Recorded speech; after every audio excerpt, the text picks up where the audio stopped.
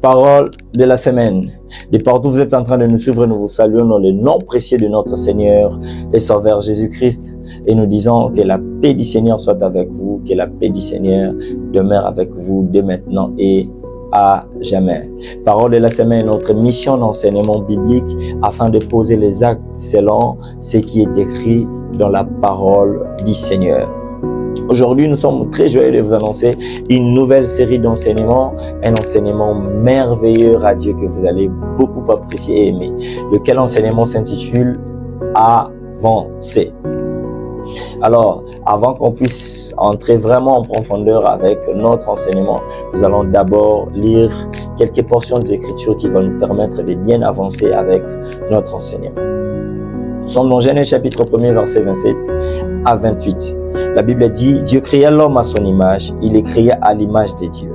Il créa l'homme et la femme. Dieu le bénit et Dieu leur dit, soyez féconds, multipliez, remplissez la terre et l'assujettissez et dominez sur le poisson de la mer, sur les oiseaux du ciel et sur tout animal qui se met sur la terre. Deuxième portion des Écritures, c'est dans Romains chapitre 8, versets 29 à 30. La Bible dit, car ceux qu'il a connus d'avance, il les a aussi prédestinés à être semblables à l'image de son Fils, afin que son Fils fût le premier-né entre plusieurs frères. Et ceux qu'il a prédestinés, il les a aussi appelés.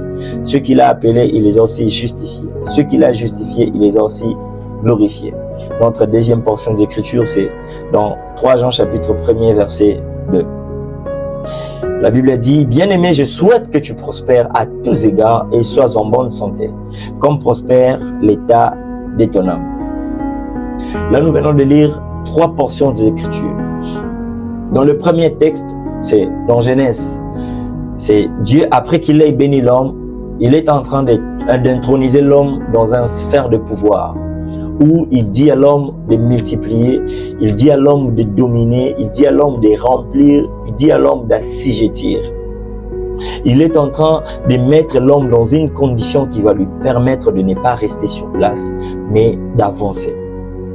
Je vais le répéter, il est en train de mettre l'homme dans une condition qui va lui permettre de ne pas rester sur place, mais plutôt d'avancer et d'aller en avant. Dans le deuxième texte, qui est dans Romains, on est en train d'expliquer un processus par lequel Dieu amène l'homme pour atteindre la gloire.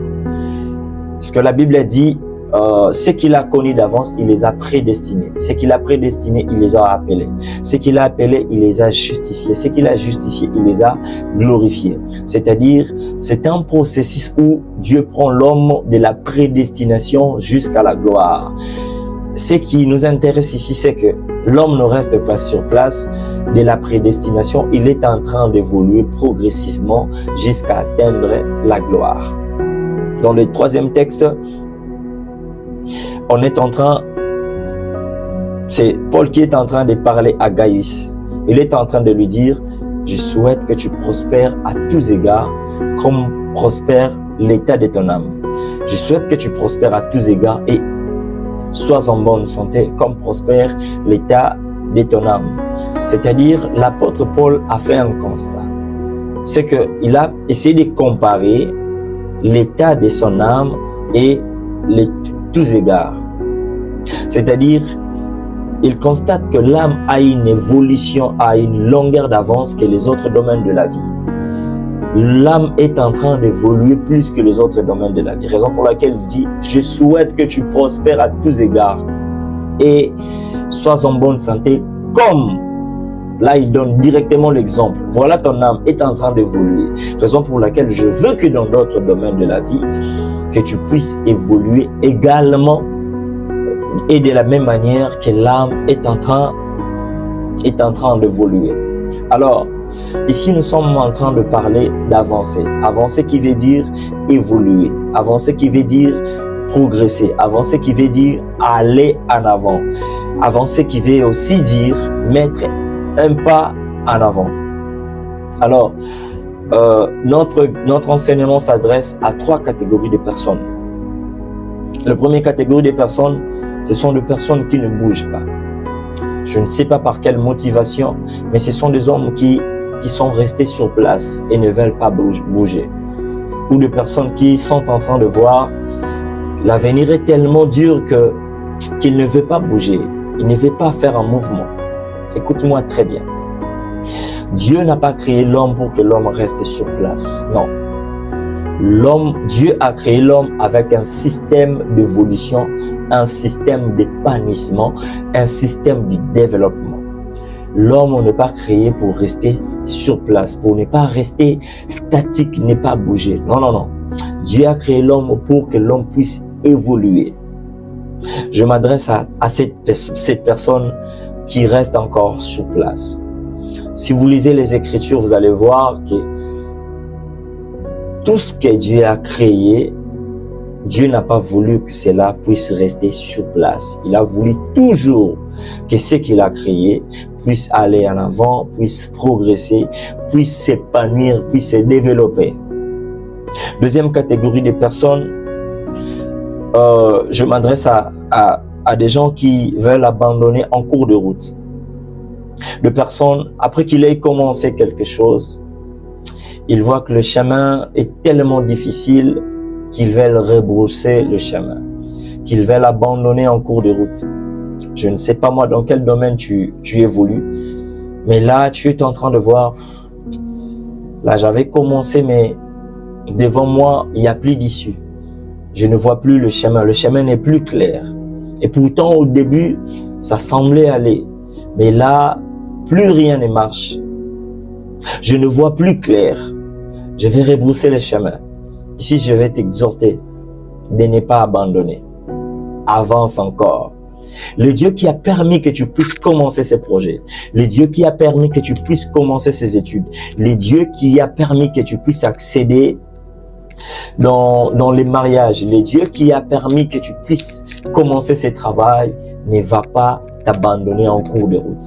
Fais à Dieu confiance et tu vas arriver jusqu'à la fin. N'abandonne pas, ne recule pas, ne rebrousse pas le chemin. Je vais t'exhorter, n'abandonne pas, ne recule pas, ne rebrousse pas le chemin. Continue à avancer, l'Éternel sera avec toi. L'Éternel va te tenir la main pour te permettre d'avancer. L'Éternel va te donner encore une nouvelle énergie qui va te permettre d'aller en avant et d'avancer. Troisième catégorie de personnes, ce sont des personnes qui prétendent être déjà au sommet et ne fournissent plus d'efforts pour accéder à la prochaine étape. Waouh! Après que tu aies remporté une victoire, là tu t'es assis et tu t'es dit, voilà, j'ai déjà remporté les victoires. Tu t'es dit encore, voilà, j'ai déjà atteint mes objectifs, il y a plus rien à chercher, je suis déjà au sommet, je suis à l'entablement. J'aimerais t'exhorter qu'il y a encore une nouvelle étape qui t'attend. Ce que tu as remporté, ce n'est pas la fin de toute chose. La fin de toute chose, c'est la vie éternelle. Tant que nous ne sommes pas encore à la vie éternelle, tant que Jésus n'est pas encore revenu, il y a encore des efforts à faire. Il y a encore des défis à relever. Il y a encore de nouvelles expériences à voir. Il y a encore des territoires à conquérir. J'aimerais dire à quelqu'un, ne vois pas que tu es déjà à la fin. Ne vois pas que tu es déjà au sommet. Il y a encore des choses à faire.